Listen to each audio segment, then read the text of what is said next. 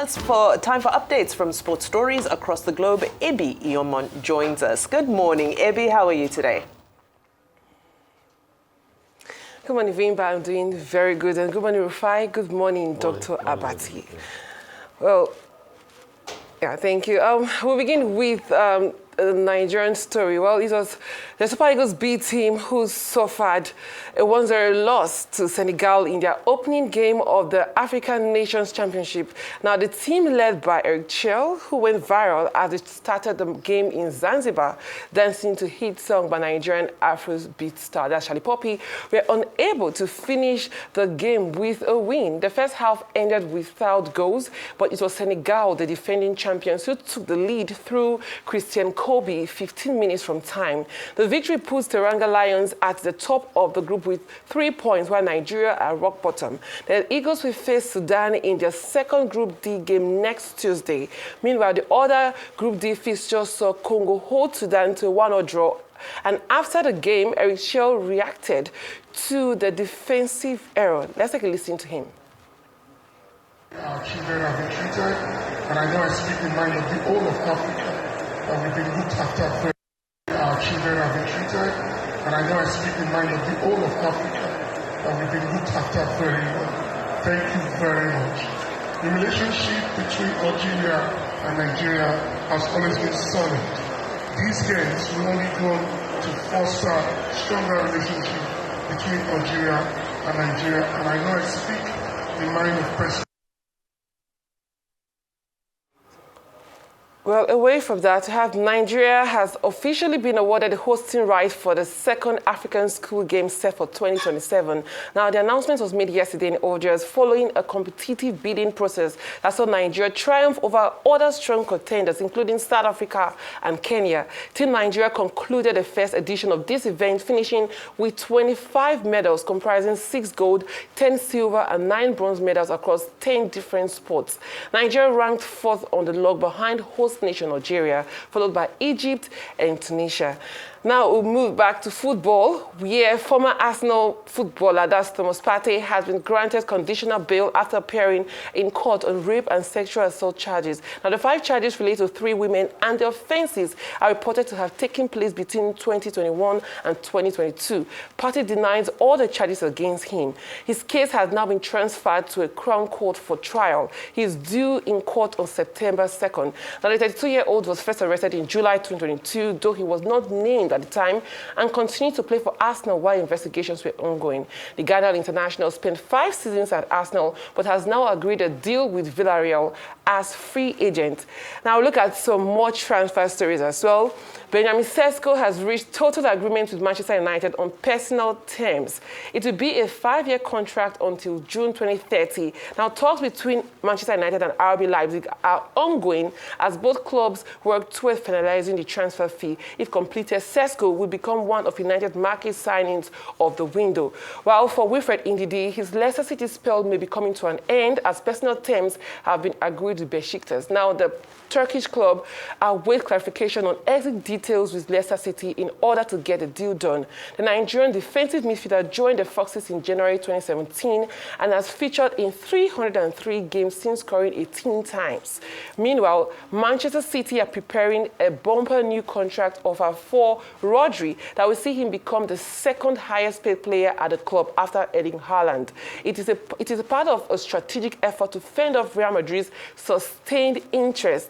But for Chelsea, after a year-long wait, the fans finally got to see Estaval in their shirt as the Blues begin their pre-season preparations. The young forward joined from Palmeiras, where he was on loan. And finally, for me, we look at athletics, where American sprinter Sha'Carri Richardson meets out on the final of the 200-meter at the U.S. Track and Field Championships in Oregon by 1/100th of a second. She finished 4th in a heat with a time of 22.56 seconds, 0.01 seconds behind Madison White, who took the last qualifying spot. The 25-year-old has an automatic berth in the 100-meter as a defending world champion, but her hopes of competing in 200-meter are over, while the 100-meter silver medal medalist at the Paris 2024 Olympics ends a turbulent week after being arrested over a domestic violence allegation as she was detained last Sunday after an altercation with her boyfriend and fellow Team USA star Christian Coleman. But that's all from me on Sports Day. Real quickly, I have a big bother. I don't know why our top Nigerian stars are now finding it difficult to get contracts or being sold on the international market. We saw how Osimhen had to settle for Galatasaray. In my own estimation, I think Osimhen is way better than being in Galatasaray. Look at what is happening to Ademola Lookman now. Is there anything that can be done? Can we, like say in Nigeria, go to church, go to mosque, pray about, what can we do? Can we use the spiritual beyond forces and celestial forces? What's happening? And we see players that have not of Osimhen's caliber getting big deals with the big teams. Look at Ademola Lookman, reigning African footballer of the year. And he's been tossed around. All right, I'll just jump in quickly. Okay. It's sort of in the same breath, is that I was listening to excerpts from Gary Lineker's interview that he granted on a podcast recently, and he was speaking to the same phenomenon.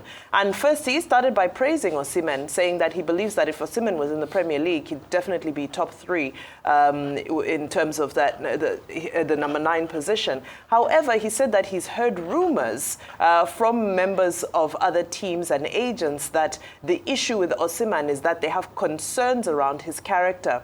They say that there are reports that sometimes he can go missing for a few days. And as much as Gary Lineker went on to say that he can't confirm these reports, he said that those are the conversations happening around the football community as far as the Premier League is concerned. But I love the fact that he still went on to acknowledge the fact that, he doesn't think, as much as Galatasaray is a good team, he said he doesn't think that an Osimhen belongs in Galatasaray. He should be with the Premier League. So it will be interesting to see whether these observations or, this information that Gary Lineker is sharing is actually verified by facts. Okay, talking about transfer. I think to reply to, okay. Well, we don't seem to have time, so we always have to manage time. Okay. So talking about transfers, I think the big story with regard to transfer is the Dutch Foundation for Justice for Players that has now taken FIFA to court, a class action suit which they filed on Monday, joined by players from France, Germany, Denmark. And the main thrust of this class action suit is to say simply that FIFA, that is transfer rules are unfair to players. And FIFA Pro and the players, they've had issues with FIFA. This is following the decision of the European Court of Justice that FIFA regulations are unfair. So I think, that would be an interesting space to watch. Now, as for tennis, I thought you were going to talk about Victoria Mboko, the US-born, Canadian-raised, Congolese young lady who seems to be doing very well at the Canadian Open in Montreal. She not only defeated Coco Gauff, she's now in the semi-finals. And it looks like that's a star that is rising. And then I think it's in Mexico, Katia Itzal, a referee, she received death threats this week because of her decision last week in a Thursday match between FC Monterrey and Cincinnati. The FIFA president has had to come to our rescue to say, no, you cannot threaten a referee because she took a decision. The supporters of Monterrey thought, it should have been, a particular goal should have been declared offside, but that she awarded it. So this is part of the hazards of the game, and we hope that both the Mexican Football Federation and FIFA will be able to persuade those who are threatening her not to do so anymore. As for the Nigerian team, Super Eagles B, well, Eric Shell says we should still be hopeful. Senegal, they were defending their title.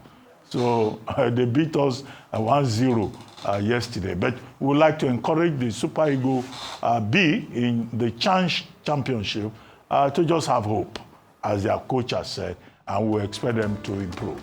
They got back there since 2018. They should do better this time around. Thank you very much, JB.